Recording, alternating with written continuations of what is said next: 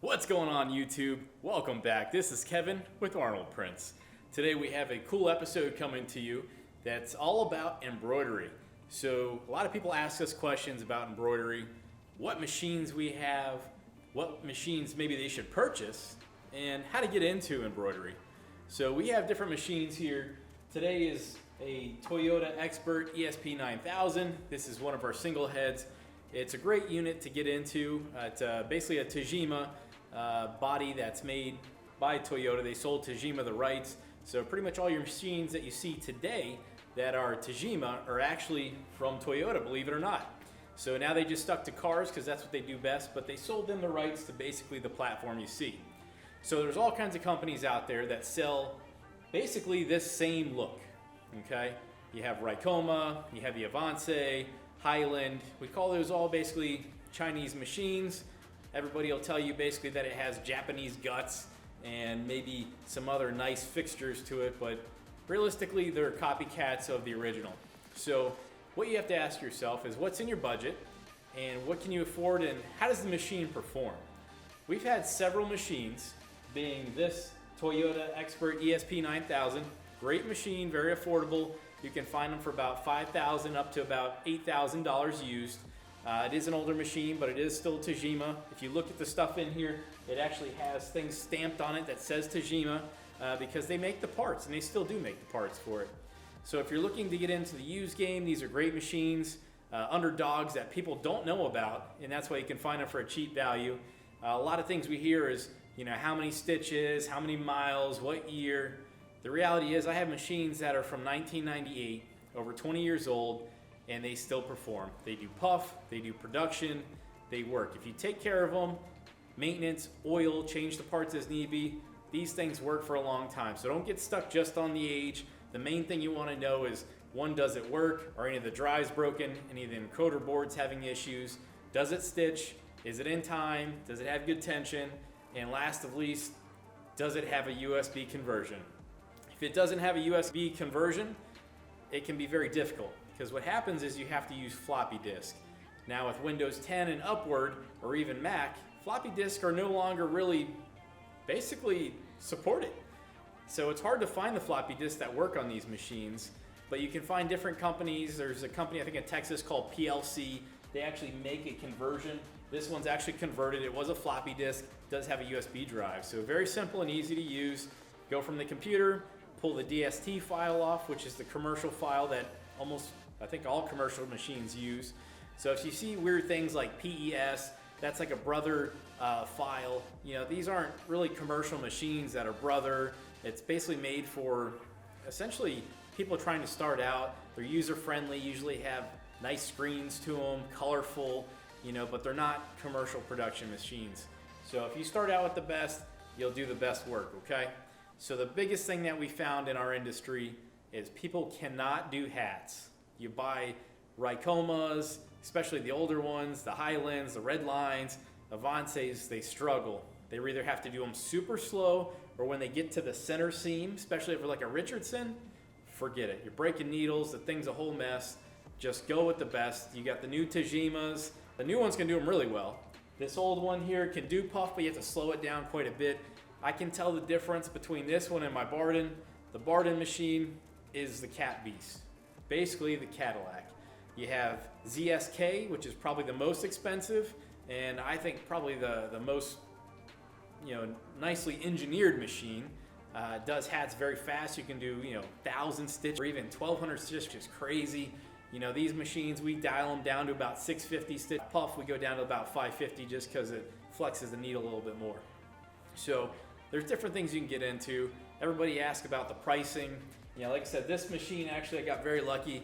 I bought from a grandmother that was basically selling this machine to buy some kind of high-tech quilting machine that had an iPad and she could kind of control it and follow the design. So I actually bought this, I believe, for $4,500. So, which is an awesome price. This thing was like brand new. The cap frames haven't even been used. I mean, just absolutely crazy. So the other thing is too, is she was getting rid of all the thread. I literally filled up 3 trash bags, like big black, you know, trash bags that you would basically fill up leaves in your yard. Filled up 3 of those she gave us with this whole machine. each one of those cones is about $10 a piece. So the person who sold her this machine, which I'm not going to name the company, made an awesome commission. They sold her software, which I also got, which was like $2,000, and sold her about $2,500 worth of cones. Probably a maintenance plan too, just insane. You can go crazy with these machines, guys. So I would say start off with maybe an older Tajima Barudan if you can find it. They're hard to find because these things work for years and years and years and years. Absolute workhorses. You can't beat a Barudan. I mean, you got ZSK, which is just a step above, but the parts are a little bit harder to find. Barudan, you can find them, I think, right out of like Michigan. So Many Parts has things for older machines that we buy all the time. So SoManyParts.com. It's not a sponsorship from them. It's just the reality. They're easy to find parts from them for across all the machine brands. So these machines work great. Flats, the Toyota does amazing. It's super fast. We do jacket backs on it. 1,200 stitch per minute, and it flies.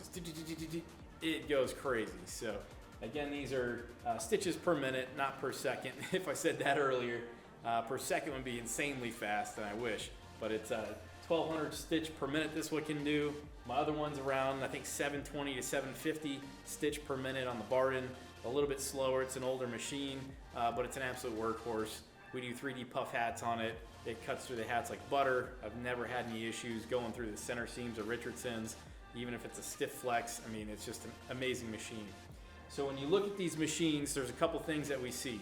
There's what's called a throat plate, is where the needle actually hits and enters and goes into basically a bobbin that has a timing hook. Well, the hook actually catches the middle of the needle, which is called a scarf. It cuts through the middle of the needle and actually grabs the thread and ties sort of the knot, the tie off, and then continues the stitch. The biggest thing we see though is on a throat plate on a Tajima, the throat plate is almost always flat or has a kind of a weird little raised groove and then a flat part.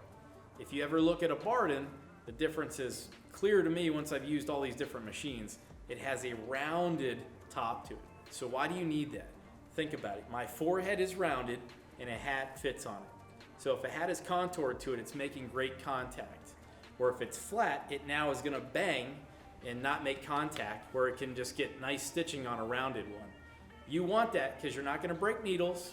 You're not going to fray your thread or break, have a thread break, which is absolutely annoying when you're going in production. You want that. So again, guys, if you're looking for hats, Barudan 100% is the best way to go from what I've seen. Best bang for your buck. Just don't go with any of these other cheap ones. I've had several of them. They do not work. I know people have these different Ricomas and stuff. The new ones work a little bit better, but they are not real production machines.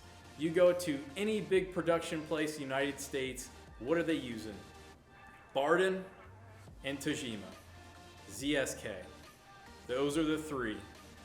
Any of the other ones, they're not doing big production, okay? So just stick with Barudan if you can. Like I said, it's kind of your middle guy. Tajima would be on the lower end. The new ones stitch great too, can do puff great. But if it's an older one, stay away from the Tajimas. They have issues. The Barudans, you can go fairly old to about 1998, maybe 1997 machine and do great puff. Other than that, just be careful, okay? So that's what we got today. Just basically an introduction on which machines to kind of look at and buy. We're gonna roll a little intro here video basically showing the machines we have and kind of what they look like, and then we're going to do more film and go more in depth into these machines, as well as like maintenance. Those are a lot of things you have to consider. You have to hire people to come out and basically maintain these machines, which is very costly. About $100 an hour travel time plus $100 an hour when they're here. If you have 6 heads, it may take them an hour on each head, so it's $600 right there plus $400 travel. So you're looking at $1,000 just to maintenance these things. So you really got to do your due diligence and learn these machines. And that's what we've done. YouTube, different forums, Facebook's great, and we ask questions and we learn about this stuff. So we're going to walk you through a few of these things, in the future videos and just kind of show you what's going down. We're going to do a little bit of maintenance on one of these machines. So we're going to show you what we're doing, basically fixing the depth of the presser foot, which will explain later what that is. Okay, stay tuned, guys. Everything's going good, guys. Subscribe, click the like button, thumbs up, And make sure to hit the little bell, get the notifications. We're going to be uploading about probably twice every week, as much as we can. We have tons of content, as we have a full print shop here that we built from scratch, nothing from a silhouette cutter and up. So stick with us. Thanks, guys. Till the next one.